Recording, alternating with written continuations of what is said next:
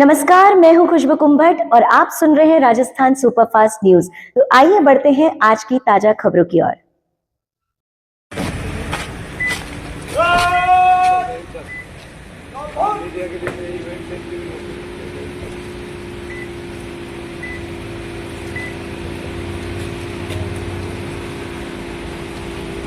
ला रहा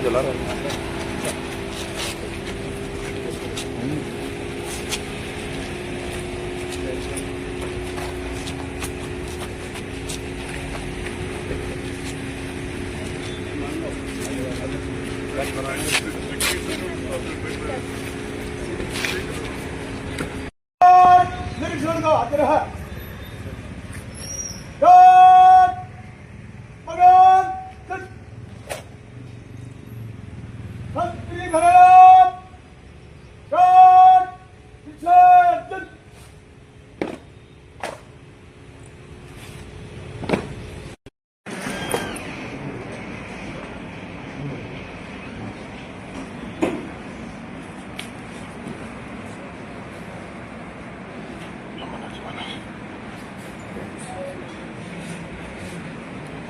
right sir, thank you.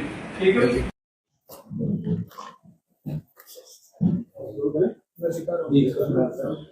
कानून की समीक्षा को लेकर अभी आपने बैठक की, क्या कुछ रहा जोधपुर रेंज को लेकर? जोधपुर रेंज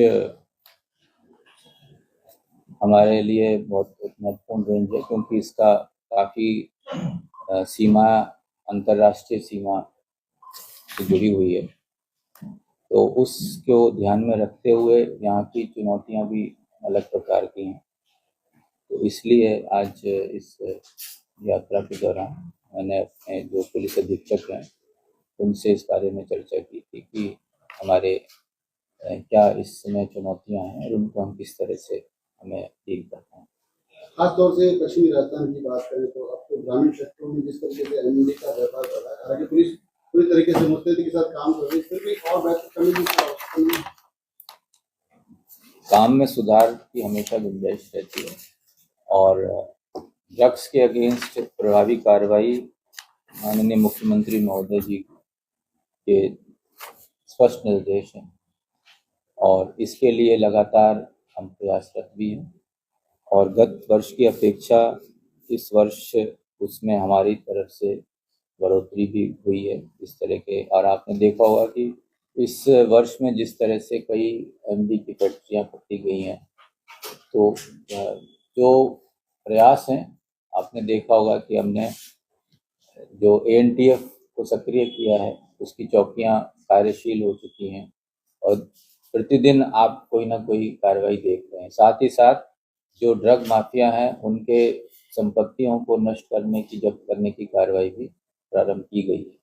तो ये सब प्रयास लगातार किए भी जा रहे हैं और इनको लगातार और बढ़ाया भी जा रहा है। आज की भी बैठक में ड्रग्स के खिलाफ और किस तरह से प्रभावी कार्रवाई हमें करनी है इस पे विशेष रूप से चर्चा की। सर, पुलिस के सामने क्या चुनौती है वर्तमान समय में, किस तरह से देखें आप? पुलिस के समक्ष जो ड्रग है ये एक हमारे लिए बहुत बड़ी चुनौती है। इसके अलावा अंतर्राष्ट्रीय सीमा है तो इसकी एक अलग चुनौतियां होती हैं। और किसी भी तरह का जो हमारा जो सड़क दुर्घटनाएं हैं इसमें हमारे जो मृत्यु होती हैं वो उनको रोकना हमारे लिए चुनौती है। अभी राज्य सरकार के निर्देश पे एक अभियान भी चल रहा है, तो वाहनों में जो गलत तरीके से चलाते हैं या गलत उसमें चीज़ें लगाते हैं उसमें भी प्रभावी कार्रवाई की जा रही है लगातार। इसके अलावा जो हमारे हार्डकोर अपराधी हैं तो उनको हम किस तरह से आगे अपराध करने से रोकें, ये हमारे लिए चुनौती है। साइबर क्राइम जो है वो जिस तरह से बढ़ा है उसको लेके राज्य सरकार ने, माननीय मुख्यमंत्री जी ने इस साल के बजट में, उससे पहले भी लगातार इस पर फोकस करते हुए हमें संसाधन उपलब्ध कराने के लिए निर्देशित किया है। राजस्थान में एक साइबर क्राइम कोऑर्डिनेशन सेंटर की भी स्थापना हो रही है, इसके लिए भी हम लोग कोशिश में हैं कि वो जल्दी ही क्रियाशील हो। इसके अतिरिक्त मुख्यालय स्तर पे हमारी जो निगरानी है साइबर क्राइम में उसको हमने बढ़ाया है और सभी जो हमारे साइबर थाने हैं उनको टूल्स उपलब्ध कराए हैं जिनसे कि उनका इन्वेस्टिगेशन बेहतर हो सके। और ये साइबर क्राइम इस वर्ष में हमारे लिए बहुत बड़ी प्राथमिकता है कि इसको हम किस तरह से कम करें। और साथ ही साथ 1930 जो नंबर है कंप्लेंट्स का, उस पर जो हमारे ऑपरेटर्स बैठते हैं उस पर हमारे कॉल करने की जो क्षमता है उसको हम बढ़ा रहे हैं लगातार, ताकि लोग अगर उसको कॉल करके अपनी कंप्लेंट करना चाहें तो उनको इंतजार नहीं करना पड़े, उसमें कम से कम समय में हम उनको अटेंड कर सकें। केंद्रीय गृह मंत्री जी ने भी अपनी विजिट के दौरान 1930 को और सुदृढ़ करने के लिए निर्देशित किया था। तो उस क्रम में राज्य सरकार की मदद से हम इसको और अच्छी सुविधाएं देने के लिए प्रयास करें। ह्यूमन ट्रैकिंग की को लेकर अगर आज ये मामला देखें कल एक्सपोज हुआ है, उसको लेकर पुलिस किस तरह से प्राथमिकता रहेगी?